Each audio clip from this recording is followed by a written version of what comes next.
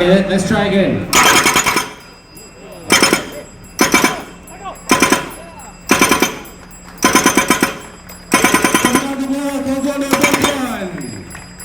Round of applause, ladies and gentlemen, for our wonderful groundworking ceremony. 2, 1. Okay, satu lagi tapi Malaysian basketball history.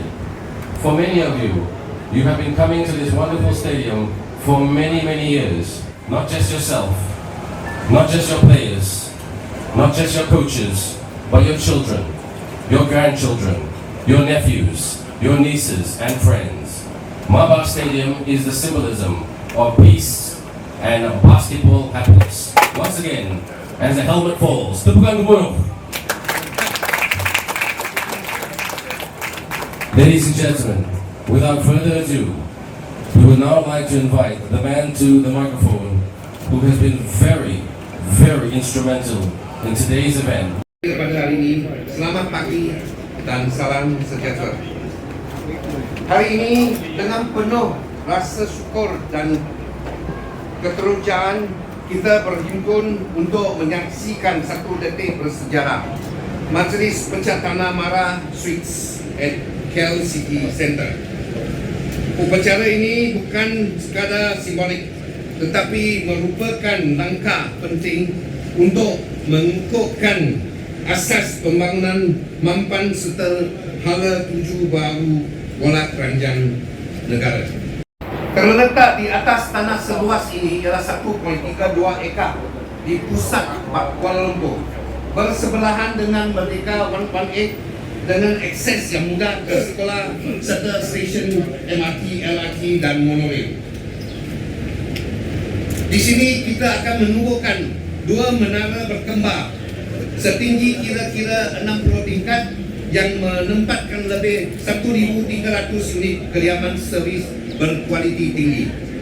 Ibu pejabat baru Maba seluas 3,000 kaki persegi lengkap dengan gerangan khusus 3x3 sebagai simbol penghormatan kepada sejarah kita serta komitmen terhadap pembangunan masa depan. Puan-puan dan puan-puan, projek bernilai 800 juta ini dijangka akan memberikan pulangan kurangnya 170 juta kepada Maba. Daripada jumlah tersebut, ringgit 120 juta akan digunakan untuk membeli balik semula unit-unit kediaman untuk disewakan. Ini akan dijangka menjana kira-kira 6 juta setiap tahun. Dengan sumber pendapatan yang stabil ini, kepimpinan masa depan boleh memberi tumpuan sepenuhnya kepada pembangunan sukan tanpa beban kewangan. Majlis Pencatana hari ini bukan sahaja menandakan permulaan Maba Suites, tetapi juga pembukaan bab baru pembangunan bola keranjang Malaysia. Upacara doa hari ini turut menampilkan tradisi Melayu, Cina dan India. Ini bukan sekadar simbolik, tetapi mencerminkan komitmen Mara untuk menjadi sebuah organisasi yang benar-benar inklusif, menginklud ke semua kaum. Kita mahu menghapuskan persepsi bahawa bola keranjang hanya milik satu kaum dan mengangkatnya sebagai sukan kita akan mengangkatnya sebagai sukan untuk semua rakyat Malaysia, bahkan Cina, Melayu, India dan sebagainya. Dalam kepelbagaian ini, kita menjadi lebih kukuh dalam kebersamaan, kita melangkah lebih jauh. Melayu, Cina dan India dan mixed races as well. Kita semua satu Malaysia. So in the spirit of Satu Malaysia, everyone, today we need to do a blessing. So we will do a blessing and invite a very prestigious person that represents the Muslim race, the Hindu faith, and the Tao faith as well.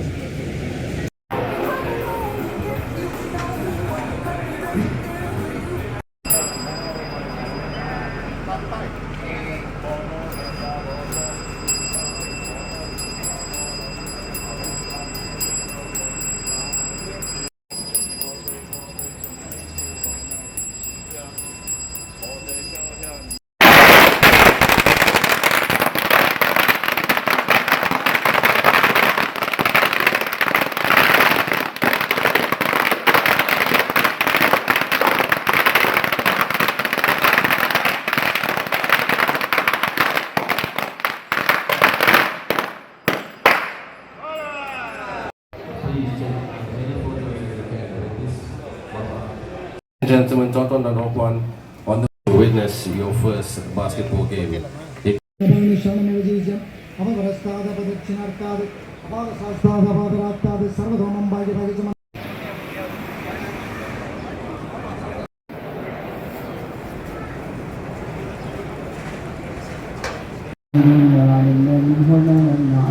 ونسألك الجنة وما يقرب إليها من قول وعمل ونية واعتقاد ونعوذ بك من النار وما يقرب إليها من قول وعمل ونية واعتقاد ونسألك